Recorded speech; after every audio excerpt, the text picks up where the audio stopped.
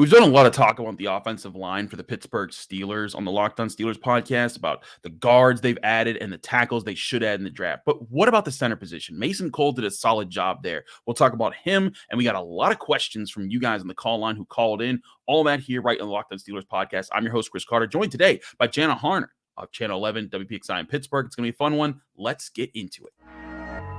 You are Locked On Steelers, your daily Pittsburgh Steelers podcast, part of the Locked On Podcast Network, your team every day.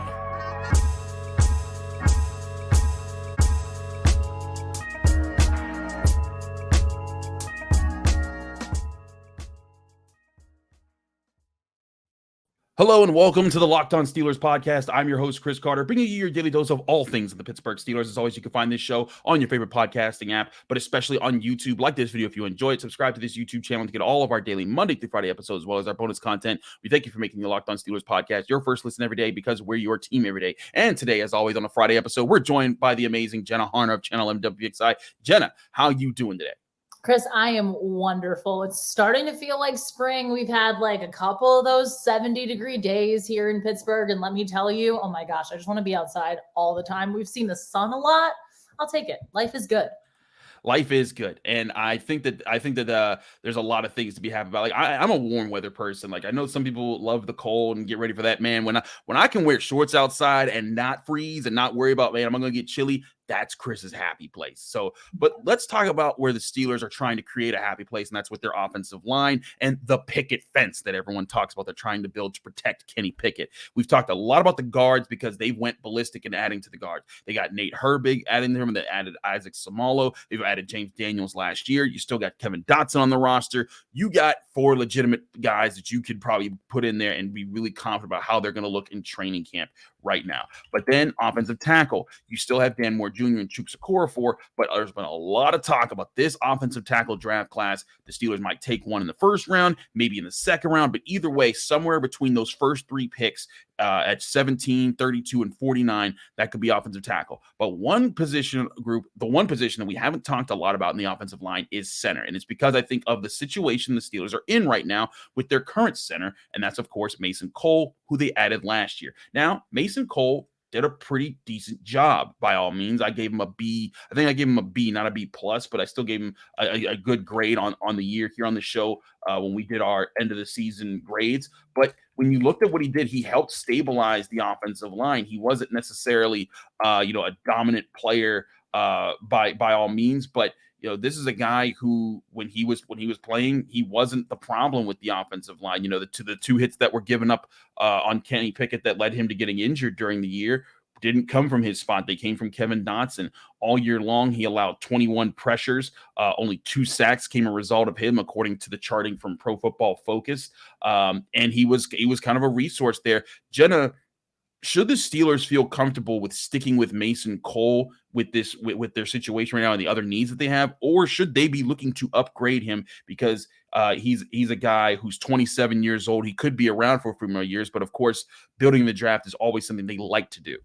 No, absolutely. I feel like they, with all of their other needs right now, they don't need to go out and find a center. And I know that we'll talk about this, and there are some centers that pose a lot of intrigue in this year's draft class. But I think when you look at the entirety overall of what the Steelers team needs right now, especially in the secondary on defense, especially like we talked about, like you mentioned with tackles, I think those are more of the pressing needs early on. And I think when you have a veteran guy like Mason Cole, I don't entirely want to call him veteran in that sense, because he's been in the league for more than a handful of years at this point, but his presence in the locker room, and I know that this is something that we always talk about, and this is something that a lot of people will look to, but you and I witness it firsthand. He's kind of that steady presence. He's always somebody that's willing to talk no matter what, win, loss, take things on his shoulders, be very honest, be very open, and say, hey, here's where we made this mistake, X, Y, and Z. But at the same time, here's where we didn't do that. Here's where we improved. And he was kind of always constantly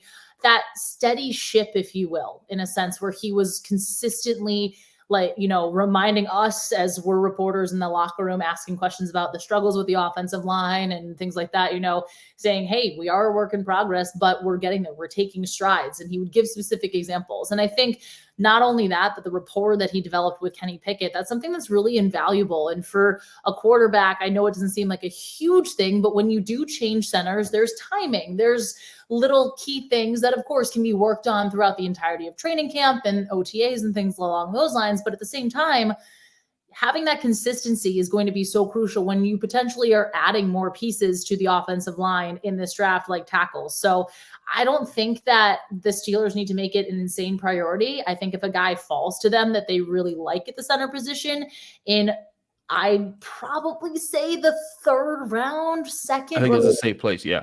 Yeah, third round, sure. Their second round pick to me is basically another first round pick. So or the first second round pick, I should say. So I don't entirely think that's the pick you'd want to use either. But I think that right now where they are, they would be more than okay to go into the draft next year or go into the season next year with Mason Cole at center to start. Yeah, I feel you on that. And I mean, also, like, this is an interesting center class.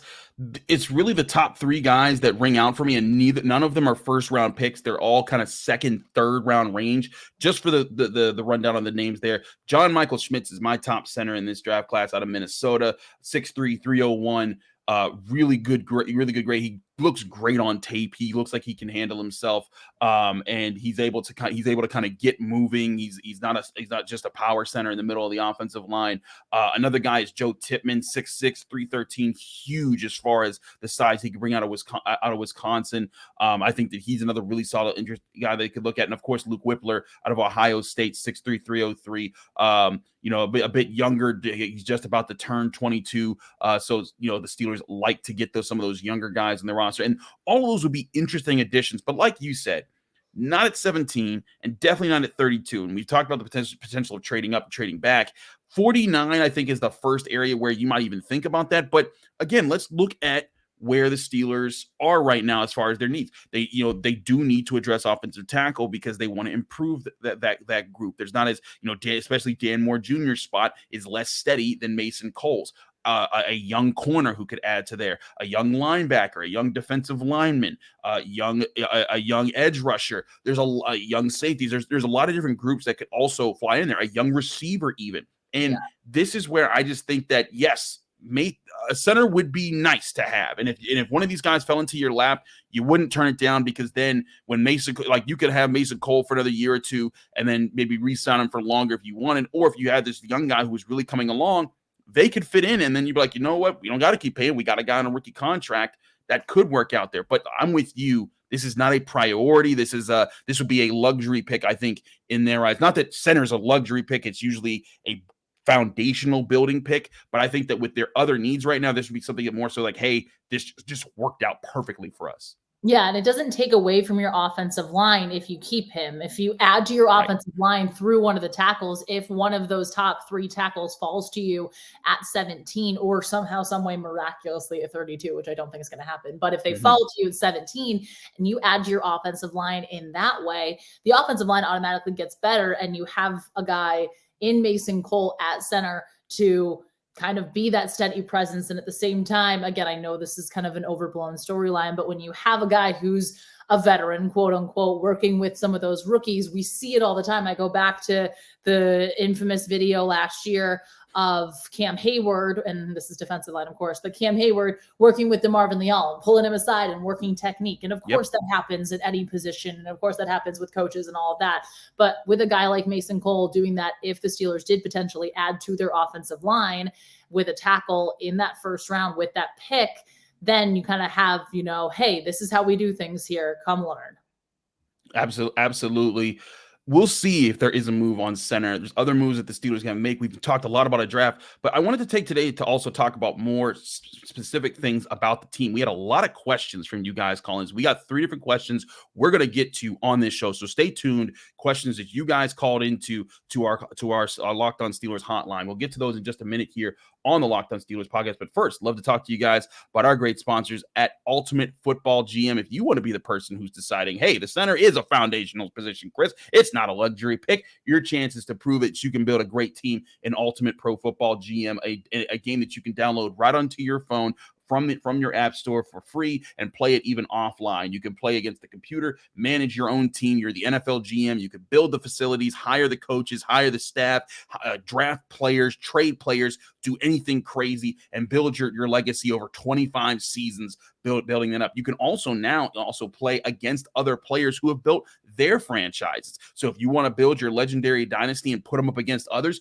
you can do that. I'm crushing people when I'm doing it. I told y'all before, I did this before. I won 19 championships in 25 years. We're starting over again. We're at 12 years, Jenna. We're at 10 Super Bowls. I like my rankings right now. I'm doing pretty good, and I'm smashing every team that goes up against me. So if you want to play me, go get Ultimate Pro Football GM. Download it right now. You can also go to ultimate-gm.com to look it up in app. If you don't want to look it up in app stores. Also, when you get to the game store, quick, easy thing that Locked On gives you, you go to the game store, you can go to the promo code Locked On. It's LOCKEDON, Locked On, all capital letters, all one word, and you'll get a 100% free boost to all the stats you need to help build your dynasty today. So get Ultimate Football GM at ultimate-gm.com or in your local app store on your phone. Ultimate Football GM, start your dynasty today.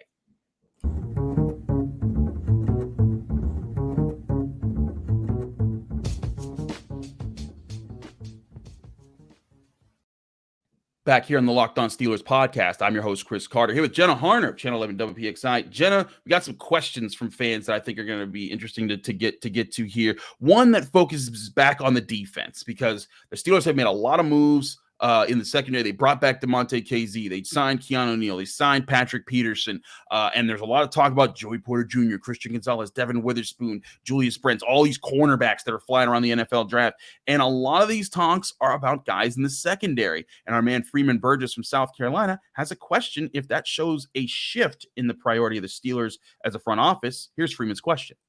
Good morning, Chris. This is Freeman Burgess. I'm from South Carolina. My question is, going back to the LeBeau era when he was the defensive coordinator along with Mike Tomlin, their philosophy used to be build the front seven, and it prioritized building the front seven instead of prioritizing putting resources like draft capital and big money free agents into the secondary. Has that changed in any way, or do you see that they are still thinking front seven as a priority? Thank you. So, Jenna, Freeman's question is kind of based off of what their recent moves have been. I feel that question there because I think they are putting an emphasis in the type of guys they're adding to the secondary. They're adding guys who go after turnovers, but I also think we have to calculate for they already have the guys up front. Cam Hayward's still there. They've re-signed Larry Ogunjobi. TJ Watt is TJ Watt. Alex Highsmith's still there. I think that they're more so adding to the secondary now because they kind of are comfortable with their guys up front right now on the defense.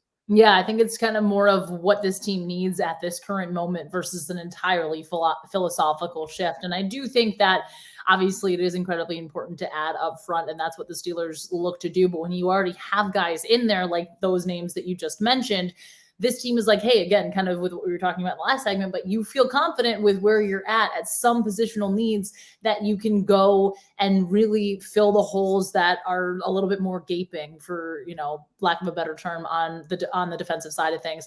I do think defensive depth is something that's incredibly important. And I think the Steelers should look to add some depth on their defensive line when it comes to this draft. And again, Absolutely. It's probably going to be, middle round picks in that way. But to me, I think this is just kind of this area of need right now where basically, I mean, everybody's talking about it, but if there is one of those top three cornerbacks there at 17, I would bet a whole lot of money that the Steelers are going to go for one of those guys, whether it's Joey Porter Jr. or Christian Gonzalez or Devin Witherspoon. I think that those three guys, that's such an area of need because, yes, you have Patrick Peterson. Yes, you feel comfortable with Levi Wallace at this moment, obviously.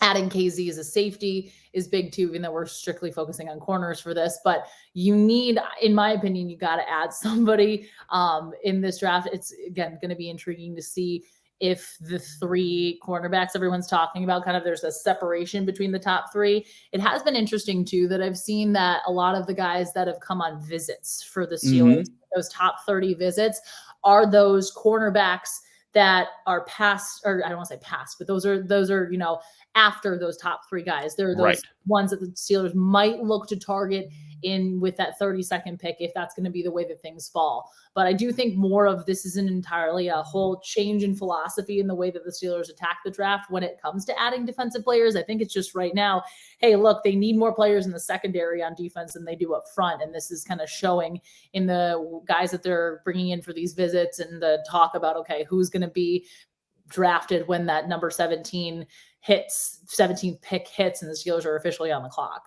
I agree entirely. Also, I think it's also important to note this is a strong cornerback class. Like, there's guys in the third round who I think could become starters, legitimate, and not like long shots, but like really decent players who could fit into teams immediately and also, very soon after like maybe a year's development time. Whereas this defensive line class, there's talented guys there. Jalen Carter's at the very top. Kalijah Cansey from Pitt is a guy that is very interesting. Brian Brzee of Clemson. I really think the Steelers are looking hard at Keanu Benton out of Wisconsin and Gervin Dexter out of Florida. Those are two, I think, really good sweet spot picks for maybe the second round for Benton, maybe the third round for Dexter if he falls far enough. But I think it's just that corner is just a different position right now for them. And I mean, just looking at the roster. They lost Cam Sutton to free agency. They needed to find a fill for that. That's why they got Patrick Peterson. Both Terrell Edmonds and DeMonte KZ's contracts were up. They needed to re-sign KZ, and then they brought in Keanu Neal's replacement. I think this is purely situational, but I do think it's important for Freeman to point out, hey, like just noticing when and where they're putting these investments, because they are going to have to replenish the youth on the defensive front soon, because Cam Hayward's up there. Larry Ogunjobi's going to be turning 30 soon. That need is there. So it's something they're definitely watching. And if they see one of those guys like a Keanu Benton, I think at 32, I think they jump at that and they'd be like, yeah, let's add to that group. But I don't think it's exclusive to the secondary. All right. Another question we have here that I want to get to involves Parker from Indianapolis asking more of a question about our projections for the upcoming year, about who could be a Pro Bowler. Here's Parker. Hey, Chris. This is Parker from Indianapolis. I had just a quick question for you. Since we're kind of in the lull of the draft season now, I have a question for you that's going to be, who do you think has the potential on offense and defense of being either a first-time Pro Bowler or all-pro talent? My offensive guess would be Pat Freiermuth, and my defensive guess would be the new addition, Cole Holcomb. Thank you. Thank you, Parker, for your question. And also, if you want to have your question on the show, just call 412-223-6644. Leave your name, where you're from, and your question. Keep it to under a minute to help us with the timing of everything there, and we'll try to get your question on the show. But Jenna, it's a good question, about guys who could be first time Pro Bowlers / All Pros. Let's get some names out there though that have been on the list. Najee Harris made the Pro Bowl. Deontay Johnson made the Pro Bowl. TJ Watt, Cam Hayward, Minkah Fitzpatrick, and then of course like Patrick Peterson's been there as well. So take all those guys out of the mix. The Steelers still have a bunch of talented guys who haven't been there. Give me one offensive pick and one defensive pick that you think are the prominent guys who could make their first Pro Bowl next year for the Steelers. Well, I'm going to start with defensively because Alex Highsmith, in my opinion, was a snub last season. I mean, 14 sacks. He was just a phenomenal. He took that big leap heading into this year. He was lights out, especially when he had to step in and fill a pretty solid role, considering TJ Watt was down for how many was that? 8 weeks? 7? It was about 8 weeks, about 2 months. Because it was week 9 when he came back against the Saints. Mm-hmm. Yeah. So, I think Alex Highsmith, no doubt about that, especially too with contract negotiations for him and things along those lines, especially if he does get paid this offseason or if they do agree to his contract, then that's going to be a huge year for him. So I'm definitely on defense would say Alex Highsmith. Offensively, I like the suggestion. I like the thought of Pat Freiermuth here. I might go a little out of the box. I don't want to say out of the box entirely, but George Pickens might be for me one of the ones. They're both security blankets and not in a bad way, but Pat Freiermuth is that guy that Kenny Pickett knows, hey, he's going to be over the middle. I can find him. I can stay in the pocket, take a hit, and he's going to make a play. I think also for Freiermuth too. He had talked about at the end of the season how there were some drops, there was kind of some misplays that he wasn't a huge fan of, that he really wants to clean up heading into the season. But I would say him or George Pickens, just because I think year 2 for George Pickens and Kenny having the chemistry, having the development that they're going to have. They've already all been working together this offseason. I think when we come into OTAs, there's always those couple players that were like, whoa, coming into year 2, this is a big jump. And so I think George Pickens wants to prove that in that way too. But yeah, I like the idea of potentially just offense in general, some of those guys taking those next steps. And I think it could be either Freiermuth or Pickens. But what say you? Now I'm intrigued. So, I mean, those are the good answers. Highsmith, Freiermuth, Pickens. Those, I think, are all three really legitimate. So I'm going to have to think really outside of the box for this. Ooh. You're making it tough. Now, part of me wants to say DeMonte KZ because I think that he could be, he could, the way that he attacked the football, he can get some interceptions next year that puts him on the map. But I have a hard time seeing that because Minkah Fitzpatrick's going to go to the Pro Bowl, and I just have a hard time seeing 2 Steelers safeties getting that nod. And that also might be the thing that's holding up Alex Highsmith a bit there as far as that. I'm going to say 2 options here. Larry Ogunjobi, if he gets back to where he was when he came to the Steelers. Remember, he was dealing with an injury. He played really well for the Steelers last year, but he was dealing with an injury. He couldn't be as consistent all year, and that was kind of a thing that nagged him along. But I liked Parker's suggestion of Cole Holcomb as a linebacker. If he can rack up the tackles, just do the thing that keeps thing and make a couple turnovers over the middle, he can get an off-ball linebacker nod, or dare I say, someone who's not even on the roster yet, in a linebacker that they may draft. I think the Steelers could really like a Jack Campbell type of linebacker out of Iowa, get him in the 2nd round. And if he comes in, I think he's a guy who has the potential with the way that he plays off-ball linebacker. He could play up in the run. He's really good in coverage in the pass. He has the size to impact things. I think an off-ball linebacker from the Steelers, if they can kind of, whoever becomes that leading tackler guy that kind of sets the tone and helps in coverage, if they can get like a couple turnovers, Steelers fans are going to vote for those guys. I think they're going to get a lot of respect, and it could be interesting to see if someone can get that kind of respect in the AFC. So that's my defensive side. Offense, like you said, Pickens and Freiermuth are kind of the easy takers there. Yeah. I look at those type of players and I say, like, man, like playmakers are easy to talk about. But what about their new addition of Isaac Seumalo at guard? Because he was really sharp for the Eagles, right? And he was a power. Yeah. If the Steelers offensive line takes a serious step and is more aggressive, is running the ball better, and you're seeing all that, I think that there's going to be voters who look and say, like, who's the new face of the offensive line that's changing that tone? And Seumalo could be that new face. Granted, it could also be an offensive tackle they draft, but I think Seumalo, I'm going to go with a dark horse pick there and say maybe he gets some respect on his name when it comes to some Pro Bowl voting.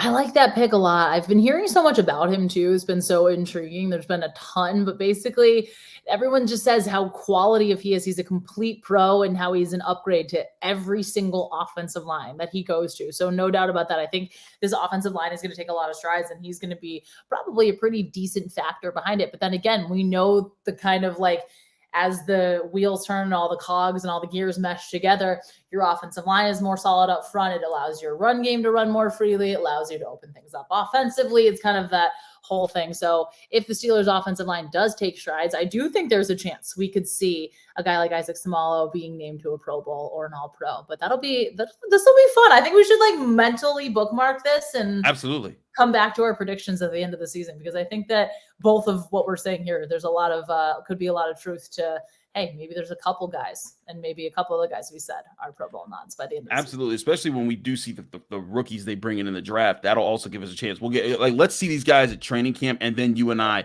will redo this and we'll be like, okay, who are our actual projections now that we know who is on the roster, who's starting, and what this team is going to look like. We got another question to get to from you guys, so don't go anywhere. We have another question who called in. We'll get to that, but first, I want to talk to you guys about our great sponsors at FanDuel. FanDuel, of course, America's #1 sports book that you need to get in on right now if you're not already. If you are a new customer, you can take advantage of their no sweat first bet, which gives you up to $1,000 in bonus bets back if you miss on your first bet.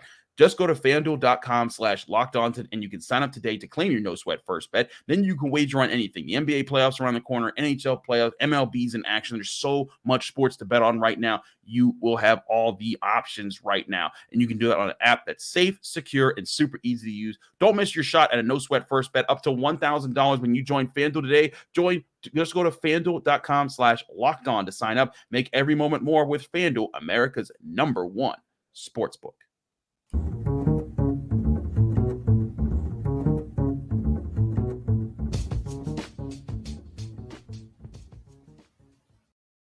Back here on the Locked On Steelers podcast, Chris Carter, Jenna Harner, breaking things down, answering your questions here. We got one more caller who called in for this show, and I wanted to save this for last because I think it could be interesting for not just this year, but for future years. Here's Bryce from Austin, Texas, with a question about something that's happened with another franchise. Here's Bryce. Hey, Chris, it's Bryce calling from Austin, Texas. Kind of have a funny take for you on this. With the owners' meeting in the rearview mirror and the Lamar Jackson contract saga just kind of dragging on and looking at having new contracts for Burrow, Hurts, and Herbert coming up, do you think that Jimmy Haslam was the most hated owner at the owners' meeting?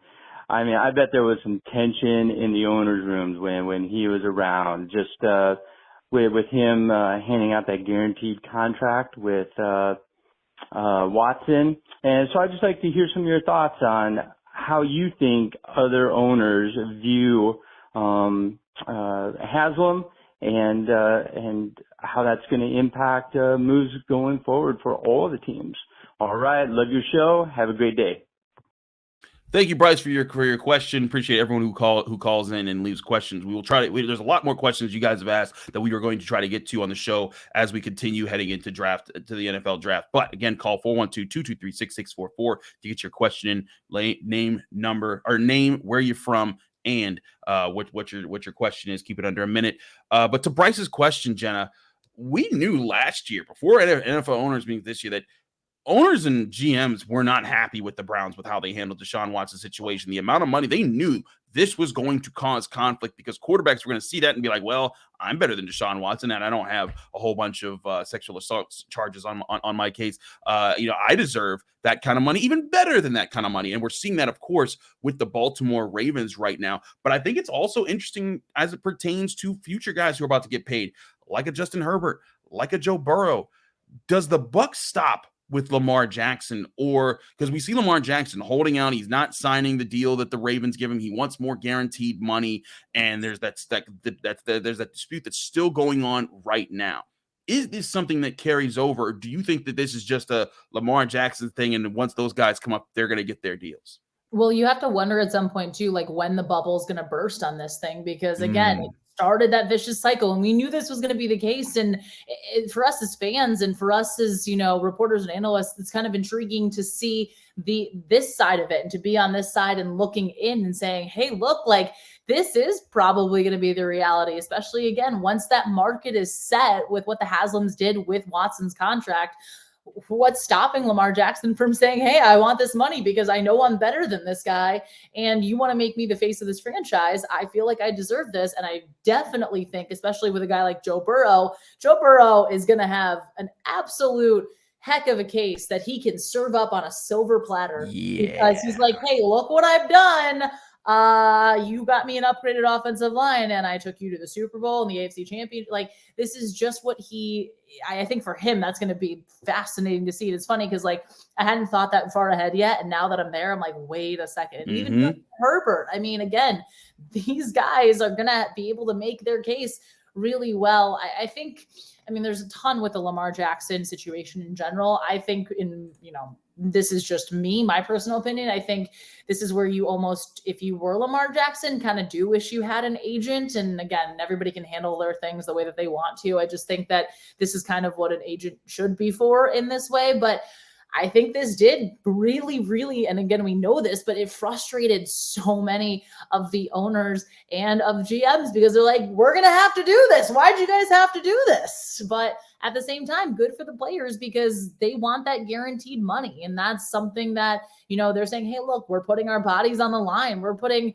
our lives, as we've seen on the line here. We want to get some sort of compensation for that and for what we do and for the fact that we go out and we entertain. But this is going to be a fascinating couple years, starting with Lamar Jackson. And then I think the question can be also what the trickle down is going to be after all is said and done with whatever happens with Jackson and his contract. Absolutely, because we don't know right now as it stands. Lamar Jackson has a non-exclusive franchise tag from the Ravens, which means if someone matched that money, they would owe the Ravens 2 first-round draft picks. That hasn't happened yet. There's been a lot of teams who vocalized that they're not interested in doing something like that. So there's questions as far as, will he be back with the Ravens next year, despite asking for a trade in early March. So lots of questions there. And if he played for the Ravens this year and then ended up somewhere else next year, what would those ramifications be? How would that situation also impact quarterbacks saying, Lamar didn't get that deal, but I want it. And would they be able to get it? And then thinking even another step down the line, Jenna, let's say all of that happens. Let's say Joe Burrow and Justin Herbert just come down, they just sit at the table and they're just like, pay me. I want it. I've earned it. Give me the money. Yep. And you see the Chargers and the Bengals shell out ridiculous money that kind of strings their salary cap, makes some other positions harder to keep around. And then NFL teams start to see like, man, is that the future? Yeah. And then who else would be coming down the line just a couple years after that but Kenny Pickett? And would the Steelers be in a position there to be like, hey, Kenny, like you see, I know we're dealing with a lot of hypotheticals here, but if the Steelers could be able to use that and be like, hey, could we be in the right position to be like, hey, we've seen how quarterbacks' contracts have destroyed rosters and made it tough to keep it. Kenny, do you want to win here in Pittsburgh? Can we construct something that, yes, pays you a lot of money, but also doesn't take up this high chunk of the percentage of the salary cap? I know that's thinking way down the line, Jenna, but do you see that as something that maybe could come about as a sort of, again, a spark that all started with Baker Mayfield not liking that they even talked to Deshaun Watson in the first place? Yeah, I mean, that's going to be kind of the ramifications that could come down the line, is like, how is this going to shake out for deals in the future? And what are the implications on the salary cap going to be? I always like to joke that like the salary cap in the NFL isn't really real, especially with all the, reshuffling and reshifting and restructuring of, we're restructuring this guy's contract and now we have $10 more million. Like those types of things. I think there's always going to be a way to kind of skirt it, and smart NFL GMs and owners know how to do just that. But the reality is that this could kind of change a lot of things, especially just with, hey, look, how are quarterbacks going to get paid? And if you're willing to spend so much money, because then I feel like, and again, we talk about this too, but then it's going to be, everyone's going to look so quarterback centric in the draft and look to build their teams in entirety, and then bring in that piece where they're like, hey, we need you to kind of go out there and do everything because we don't have the money to spend in that way. So it is going to be really intriguing, but I do wonder kind of how things will shake out and what it will look like for Kenny Pickett when it's time for him to say, hey, look, I've been here this many years. It's time for me to get paid. I'm going to be off my rookie contract. What are you going to be willing to offer? But I think once the dominoes start falling with whatever happens with Lamar Jackson, that's going to paint a much clearer picture and kind of shape what does happen as we move forward here in the future. There's a lot of things that still have to, a lot of dominoes that have to fall, a lot of pieces that still need to be put in place, and to see what even happens with Lamar Jackson and what does that set the tone for quarterback negotiations in the near future. But I'm sure we'll have a lot of time to talk about that. And we'll have, just as we have now we're now 3 weeks away from, less than 3 weeks away from the opening of the NFL draft, where we will finally get to look and see who the Steelers are taking. We'll continue talking about that, examining picks, ranking different positions right here in the Locked On Steelers podcast. So check us out all the time. Jenna, thank you so much for your time, as always, on the Friday episode. Let people know where they can find you, follow you, and get more of your work. Well, thank you for finding me. Thank you for having me, as always. Oh my gosh, it's fine. It's Friday. We're at this point. We're good. You can find me. That's what I was trying to say. You can find me on Twitter at Jenna Harner11, Instagram Jenna_Harner, and on WPXI in Pittsburgh. Just getting ready for the draft, getting ready to see if the Penguins can make that final push into the playoffs and all the fun stuff that comes with that. So definitely tune in there. But Twitter and Instagram, usually that's where you can find me. Absolutely do check Janet Harner out. She does amazing work with Channel 11 and all the things we do at Channel 11 because I'm sometimes on there as well. But as always, you can find me, Chris Carter, right here in the Locked On Steelers podcast. You can also find me on Twitter and Instagram at Carter Critiques. You can also read my work at the Pittsburgh Post-Gazette, post-gazette.com, to get all my coverage of Pitt athletics and the things they do there. You can also catch me on the North Shore Drive podcast from there. So check me out on all those different platforms, but especially Locked On Steelers on your favorite podcasting app and YouTube. Like this video if you enjoyed it. Subscribe to this channel for all of our daily Monday through Friday episodes, as well as our bonus content. Thanks, everyone, for tuning in. Be back Monday with more right on your Pittsburgh Steelers right here on the Locked On Steelers podcast.